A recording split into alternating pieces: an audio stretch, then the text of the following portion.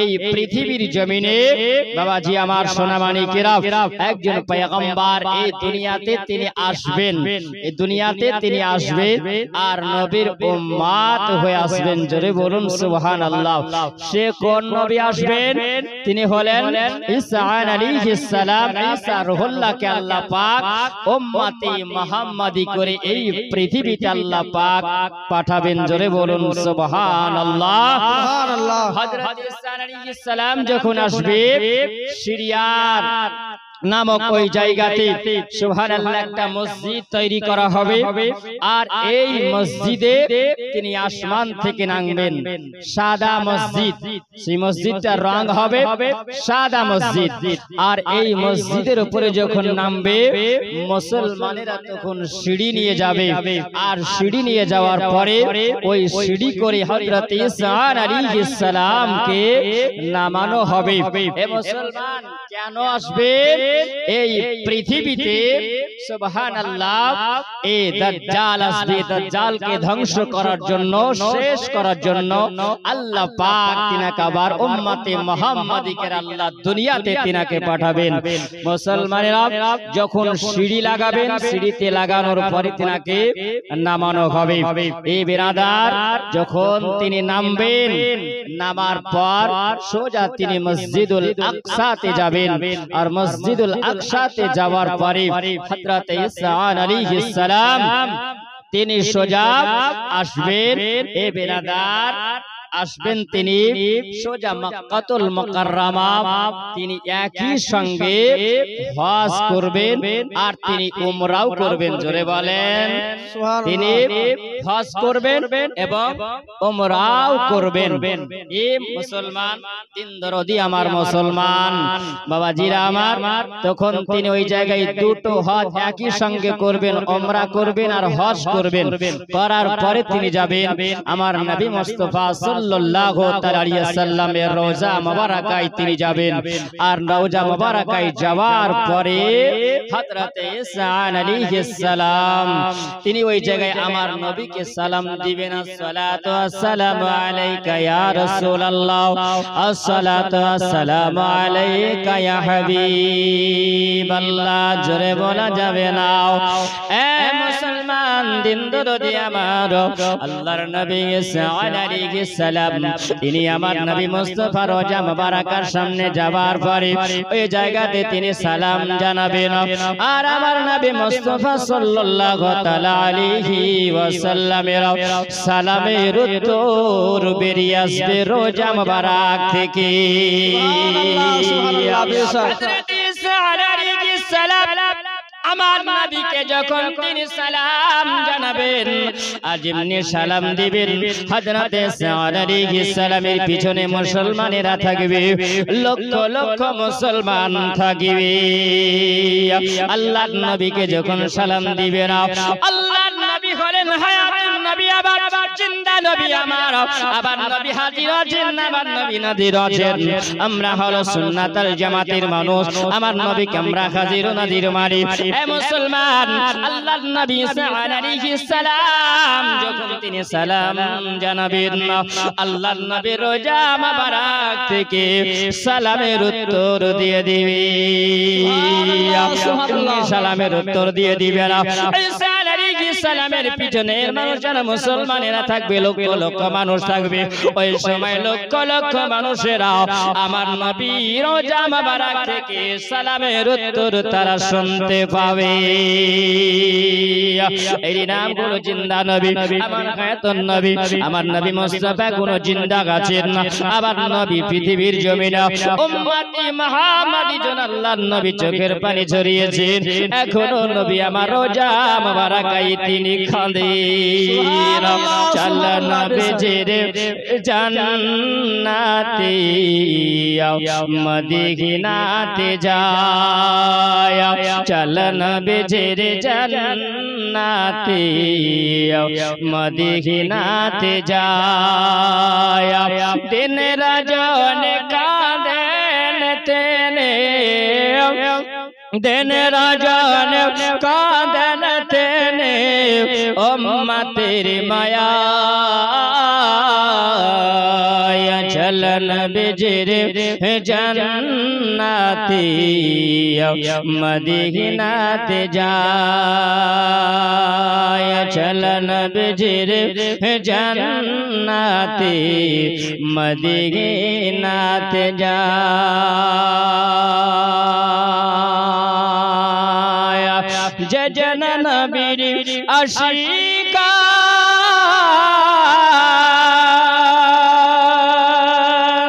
সে হবে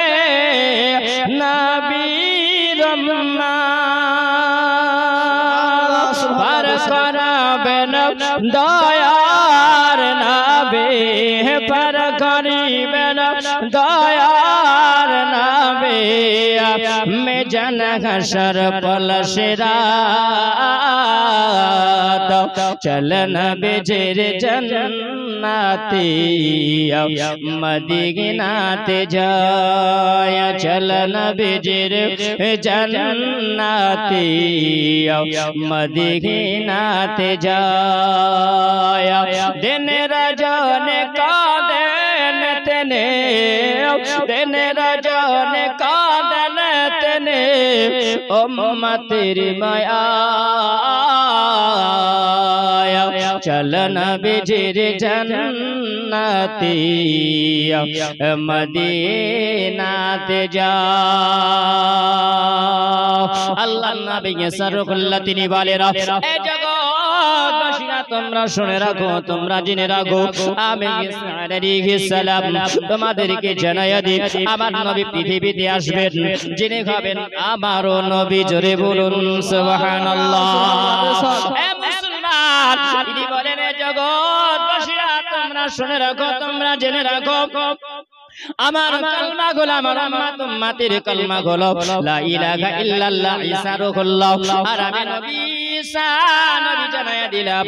আমার কলমা গুলো লা ইলাহা ইল্লাল্লাহ মুহাম্মাদুর রাসূলুল্লাহ তোমরা ওই নবীর কলমা যদি পড়নে वाला হও ওই নবীর কলমা যদি পড়ে নাও ওই নবী যদি তোমরা দিদা যদি পেয়ে যাও ওই নবীর নসিব যদি হয়ে যায় ওই নবীর কলমা যদি তোমার নসিবে যদি জুটে যায় তাহলে তোমরা জান্নাতের হকদার হয়ে যাবে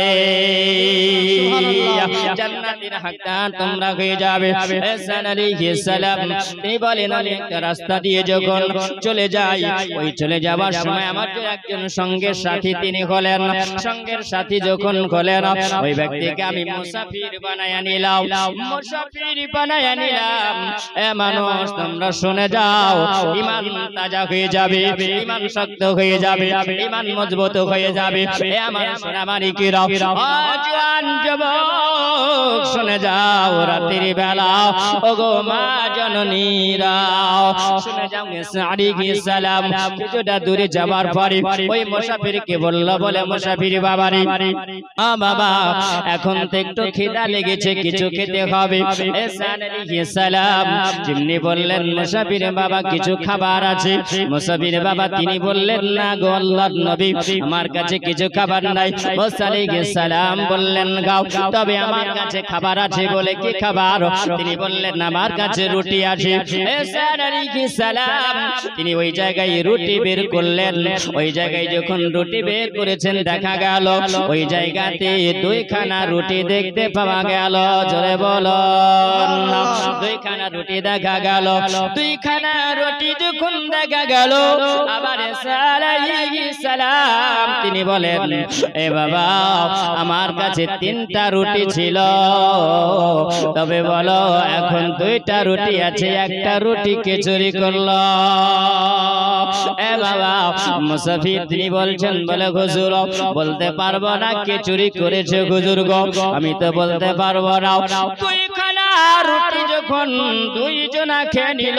আল্লাহর নবী রুটি খেলেন মুসাফিরকে রুটি খাওয়ালেন রুটি খাইয়ে নেওয়ার পরে তিনারা চলতে আরম্ভ করলেন রাস্তায় চলে যায় ঈসা আলাইহিস সালাম তিনি ওই জায়গায় দেখতে পাওয়া গেল একটা কিছুটা দূরে যাওয়ার পরে ওই জায়গাতে জানো দেখা যায় একটা হরিণ আগে আগে চলে আর একটা হরিণ আগে আগে চলে আর ওই হরিণের পিছে পিছে দেখো দুটো বাচ্চাও হেঁটে হেঁটে চলে যায় আল্লাহর নবী ঈসা আলাইহিস সালাম তিনি হরিণের বাচ্চাকে তিনি ডাক দিলেন যেমনি ডাক দেওয়া এ বাবা বলো আল্লাহর নবী যদি কাউকে ডাকে দেয় আল্লাহর নবীরা যদি কাউকে ডাকে তো নবীদের কথা শুনবে না নবীদের কথা শুনবে এ মুসলমান শুনে যাও গো মা জননীরাও এ জওয়ান যুবকেরা শুনে যাও হযরত ঈসা আলাইহিস সালাম ওই জায়গাতে যখন তিনি ডাক দিলেন ডাক দেওয়ার সময় যেন সঙ্গে সঙ্গে বাচ্চাটা এসে হাজির হয়ে গেল বাচ্চাটা এসে যেমনি হাজির হয়ে যাওয়া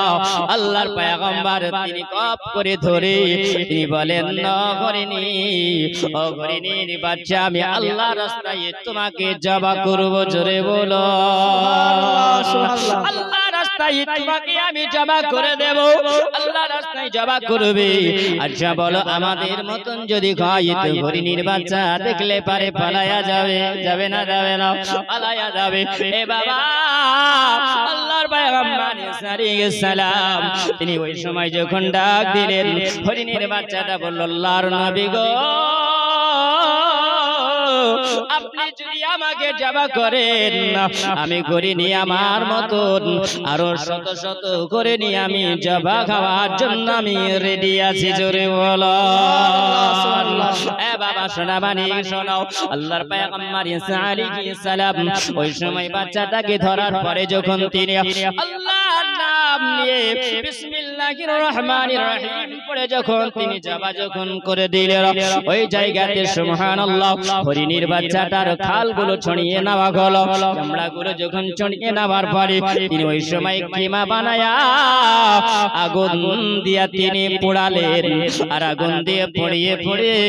দুই জনাতে জায়গায় মুসাফিরকে সঙ্গে করে নিয়ে তিনি খেয়ে নিলেন ওই জায়গায় যখন খাওয়া হলো আল্লাহর পয়গম্বর ঈসা আলাইহিস সালাম তিনি ওই জায়গাতে যখন আবার দেখা গেল আল্লাহর পয়গম্বর ওই জায়গায় একটা মাঝেজা তিনি দেখালেন এ বাবা মাঝেজাটা কি ছিল আল্লাহর পয়গম্বর ঈসা আল্লাহ তিনি বলেন আমি ওই জায়গাতে বাচ্চাটাকে যখন জবে করেছিলাম মা বানিয়ে ওই জায়গায় গোশত খাওয়া হলো মুসাফির খেয়ে নিল আর খেয়ে নেওয়ার পরে ওই জায়গাতে যেন আবার তিনি বললেন ওগো আল্লাহর সৃষ্টি ও হরিণীর বাচ্চা আমি জবা করেছিলাম আল্লাহ পাক বলেছিলেন ওগো আমার পয়গম্বর ঈসা রাদিয়াল্লাহু আমি আল্লাহ তাআলা আপনাকে আমি একটা মাঝেজা আমি আল্লাহ দান করিলাম সুবহানাল্লাহ সুবহানাল্লাহ মাঝেজা আপনাকে আমি আল্লাহ দান আমি আল্লাহ করেছি কি মাঝেজ আপনাকে দান করা হয়েছিল আল্লাহর পয়গম্বর ঈসা আল্লাহ তিনি বলেন আমাকে আল্লাহ পাক মাঝেজা দিয়েছিলেন আমি জিন্দাকে মুর্দা করতে পারিতাম আর মুর্দাকে আমি জিন্দা বানায়া দিতাম আল্লাহর পয়গম্বরকে আল্লাহ পাক তিনি ওই সময় মাঝেজ আল্লাহ দান করেছিলেন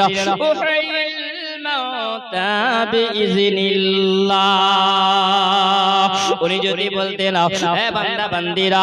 তোমরা জিন্দা হয়ে যাও আল্লাহর হুকুমে তো জিন্দা হয়ে যেত তিনি তখন আল্লাহর পয়গম্বর ঈসা আল্লাহ তিনি বলেন হে হরিণীর বাচ্চা আমি তোমাকে যাবে করেছি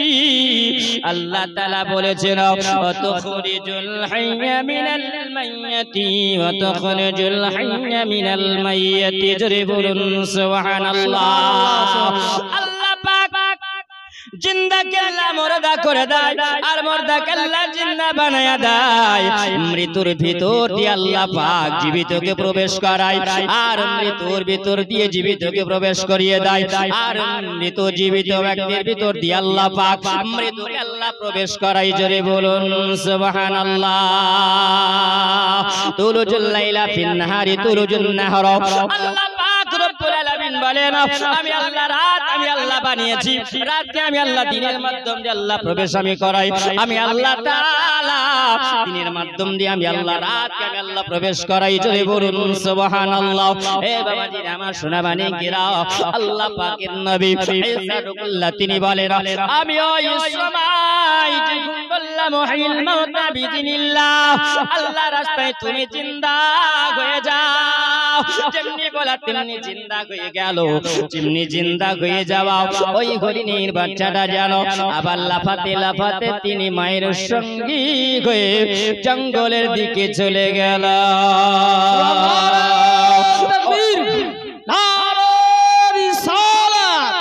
মাসলাকে আলা হযরত জীবনী বক্তা হাফেজ কারি আব্দুল আহাদ সাহেব নারে তাকবীর এ বাবাজিরা আমার সোনা মানিকেরাও শুনে যাও গো মা খালা রাতের বেলা আল্লাহর পয়গম্বর ইসরাইল তিনি বলেন ওই সময় যখন জিন্দা করলাম ওই বাচ্চাটা যেন চলতে আরম্ভ করেছে ওই মুসাফির দেখতে পেল আল্লাহর পয়গম্বর একটা হরিণের বাচ্চাকে তিনি জিন্দা করলেন গোশত বানালেন গোশত বানিয়ে একই সঙ্গে আমরা খেয়ে নিলাম আবার দেখলাম তিনি জিন্দাও বানালেন তিনি জিন্দাও করলেন ওই সময় যখন জিন্দা করলেন ওই মুসাফির দেখলো আল্লাহর পয়গম্বর সাল্লাল্লাহু তিনি বলেন রে মুসাফির বাবা রে বলো বলো বলো আমি যে রুটি নিয়ে এসেছিলাম ওই রুটিটাকে চুরি করেছে কে রুটি চুরি করেছে ওই মুসাফির বলল বলো হুজুর বলতে পারবো না আল্লাহর পয়গম্বর সাল্লাল্লাহু বলেন তোমাকে আমি সঙ্গে বানিয়েছিলাম মুসাফির তবে চলো আমরা একই সঙ্গে যাব আবার যখন তিনি চলতে আরম্ভ করলেন কিছুটা দূরে যাওয়ার পরে আল্লাহর পয়গম্বর সাল্লাল্লাহু তিনি বলেন আমি ওই জায়গাতে কিছুটা বালি নেওয়ার পরে ওই জায়গাতে আমি বালিতে এমন একটা দম করিলাম আমি একটা ফু দিয়ে দিলাম আমি ওই সময় যখন ফু দিয়ে দিয়েছি আল্লাহর রাস্তায় এ বালি তুমি সোনা হয়ে যাও যেমনি বলা আল্লাহর পয়গম্বরের মুখ থেকে কথা বের হতে দেরি হয় আল্লাহর দরবারে কবুল হতে দেরি হয় না আল্লাহর পয়গম্বর যেমনি বলেছিলেন না আল্লাহর নবী সাল্লাল্লাহু যেমনি বললেন সঙ্গে সঙ্গে যেন ওই বালিগুলো সোনা হয়ে গেল যেমনি সোনা হয়ে যাওয়া আর ওই সোনা হয়ে যাওয়ার পরে আল্লাহর পয়গম্বর সাল্লাল্লাহু তিনি বলেন ওই জায়গাতে সোনাগুলোকে নিয়ে তিনি তিন ভাগে ভাগ করিলেন জোরে বলুন সুবহানাল্লাহ কয় ভাগে ভাগ করলেন তিনি তিন ভাগে ভাগ করিলেন তিন ভাগে ভাগ করে নেওয়ার পরে আল্লাহর পয়গম্বর সাল্লাল্লাহু তিনি বলেন আমি ওই সময় যখন সোনাগুলোকে ভাগ করে নিলাম ভাগ করে নেওয়ার পরে আমি ওই সময় যেন বললাম এ মুসাফির বাবা এক ভাগ হলো তোমার আর এক ভাগ হলো আমি ঈসা নবীর আর এক ভাগ হলো যে রুটি চুরি করেছে ওই রুটি চুরি করনেওয়ালা বেশক বেশক রুটি চুরি করনে वाला তিনি মুসাফির তিনি বলছেন এ বাবা ও আল্লাহর পয়গম্বর যিনি রুটি চুরি করেছেন তিনি তো এখানে না তাহলে যে রুটি চুরি করেছে সেই মানুষটাকে তো চিনি নাও সেই মানুষটাকে তো দেখি নাও তাহলে বলো ওই মানুষটা কেমন করে সোনার ভাগীদার হতে পারে ওই মানুষটা সোনা কেমন করে নিতে পারে আল্লাহর পয়গম্বর তিনি বলেন আমি জানতাম কে চুরি করেছে এ মানুষ তোমাদের ঈমান পরীক্ষা করার জন্য আমি আল্লাহর পয়গম্বর সাল্লাল্লাহু এই জায়গাতে আমি মুজিজা দেখালাম জোরে বলুন সুবহানাল্লাহ এ মুসলমান সোনা মানিক জওয়ান যুবকেরা খেয়াল করো ওগো মা জননীরা খেয়াল করো মাও ঈমান কেমন জিনিস আর ঈমান কেমন করে তুমি রাখবে আল্লাহর নবী সাল্লাল্লাহু আলাইহি ওয়াসাল্লাম বলেছেন ঈমান যদি বাঁচাতে হয় তাহলে তোমরা জবান সামাল দিয়ে দাও এ বাবা আমার সোনাবানি কিরাও এ জান যুবকেরা শোনো যেমনি আমার আল্লাহর পয়গম্বর সাল্লাল্লাহু তিনি তিন ভাগে ভাগ যখন তিনি করলেন তিনি বললেন আমার হলো এক ভাগ হে মুসাবি তোমার হলো এক ভাগ আর এক ভাগ যিনি হলেন তিনি হলেন সুবহানাল্লাহ নারে তাকবীর নারে রিসালাত মাসলাক আলা হযরত